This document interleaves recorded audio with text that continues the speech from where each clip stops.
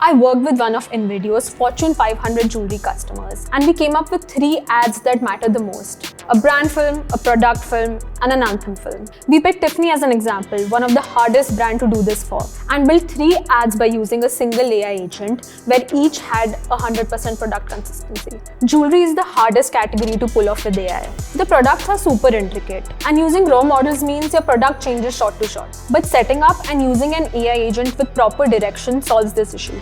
By the end of this video, your brand team will know how to run this workflow for any launch or collection.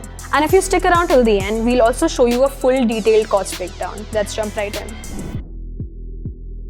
The first thing you do is set up your agent. You want to give the agent some brand context to begin with. For Tiffany, I asked it to research the brand, and I also gave website link to the product and the color palette. The agent understood the brand's ideology and the kind of visual language their ads have, the camera they use, the edit pacing, and so on. Now you would already have a brand guide and some visual guidelines for the ads you have already made, so you could just upload those documents in the chat here. I always do this because I don't want to keep repeating Tiffany's brand guidelines for every image or video that I generate. What I also do is I want to focus on only the necklace for this brand film. So I upload an image of the necklace and the agent saved all this, and now we can get into the specific ad.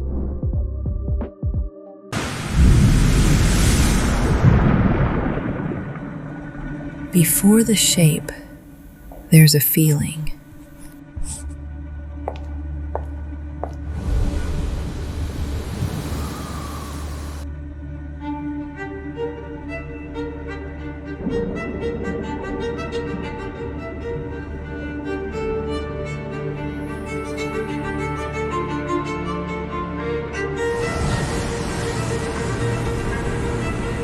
A promise made a long time ago.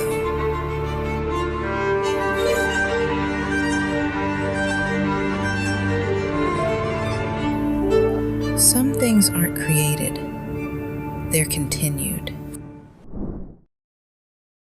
Now coming to the next step, this is where I start jamming with the agent on my idea. The point of working with AI is to take whatever is in your head and make it more tangible, and then iterate. So you start fairly broad. I told the agent what I want to cover in the film, and what you can do is if you got a reference video you want to draw inspiration from, you can just upload it into the chat. The agent understood my reference video down to its DNA. We jammed on some direction that it was suggesting the brand film should take, and we logged on to the basics. Then I asked it for a sit rep, what was logged and what was still open. It came back with the info that the cast, wardrobe, location, and music were largely open. I gave it direction across all of those points, but before getting into each of these, the first thing I want to do is log the voiceover script. That was very important for the feel of the film. It gave me 2 options for the voiceover. I like the first one directionally, so after some jamming, I logged the first one. This brings us to the next step. So whenever you're creating an AI ad with a specific intricate product, you want your team to test for consistency early in the process. We asked the agent to generate a few clips from the necklace image. A close, a mid, and a wide. While those clips were generating, we spun up a scripting agent in the same project. So it already had the context from everything we have done so far. We started jamming on the shot breakdown. I reviewed those generation, and the necklace held product consistency across every shot. Same stones, same settings, same geometry. Quick note, you can actually click on any generation to see the exact prompt and attachment that the agent used. This is useful for you to understand what exactly worked. Pro tip 1. Always upload the image of the jewelry from different angles. This allows the agent to get 100% product consistency across every shot. Pro tip 2. You can run all of this on Invideo mobile app. Everything syncs across devices, so you can give tasks or review something on the go. With the test sorted, the next step was to build the voiceover and log the look of the film. We start with the voiceover. I asked the agent for 2 options, jammed on one, and logged it. Then the shot breakdown until the look was exactly what we wanted. The agent is a fun team member, so we asked what it needed to build a mood board. Like a good AD, it came back with cast and the look of the gallery and the workshop. We described the character and asked for options. Token maxed here. Invideo gives 65% discount on image generation, so the cost of trying 10 variation to get the right one is actually low. That's the advantage. Use it. I also refer to a previously uploaded documents for the look and feel of the location. I asked it to rebuild the mood board with the character sheet as reference. Now the agent had full context and the options came back precise, like a crew of assistants on set.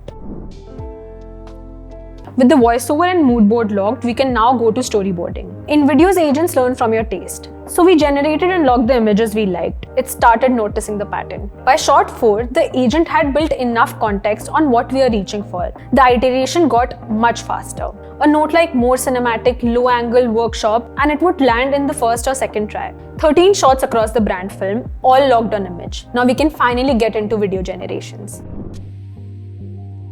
The next step is to animate the storyboard. It laid out the whole shot breakdown on its own. And for each shot, we described the camera movement and the creative direction. For Tiffany, we had a rule: static or slow dolly. Camera follows the piece or stays locked on the subject. The agent applied all that on each shot. And here's a time and cost saver. As the video clips were getting logged, we started assembling them in Premiere Pro, which allowed us to see if the film was going in the right direction or not. Now by the time the last shot finished generating, the edit was already half built. So my final ad was building pretty fast. And that's a wrap on the brand film.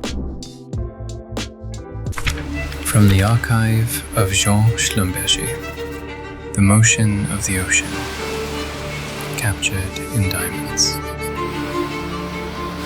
The Wave. Blue Book 2025.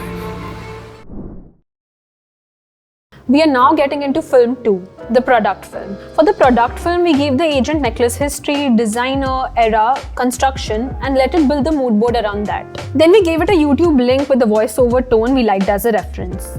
So different AI models have different taste. One of the biggest advantages of having a single agent is you can run a varied multi-step pipeline very easily. So we tested the same 2 shots across Recraft, Nano Banana, and GPT Image side by side. The agent showed us the difference. GPT Image gave the best aesthetic and Nano gave the best product consistency.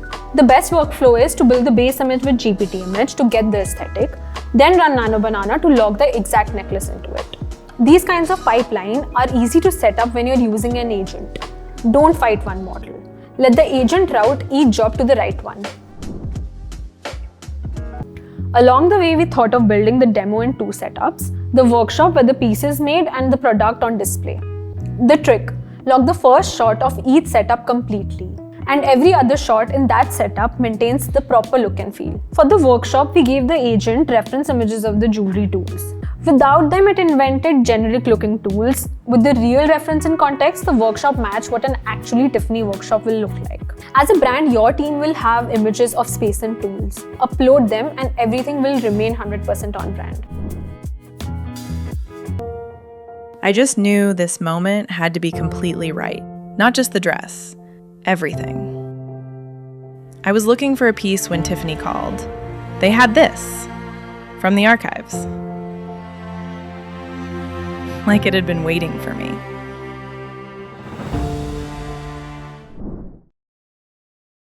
The third film is Tiffany's Anthem film, a cinematic, intimate piece where a house ambassador carries the story. In ours, a documentary crew is catching her at home getting ready for a big event wearing Tiffany.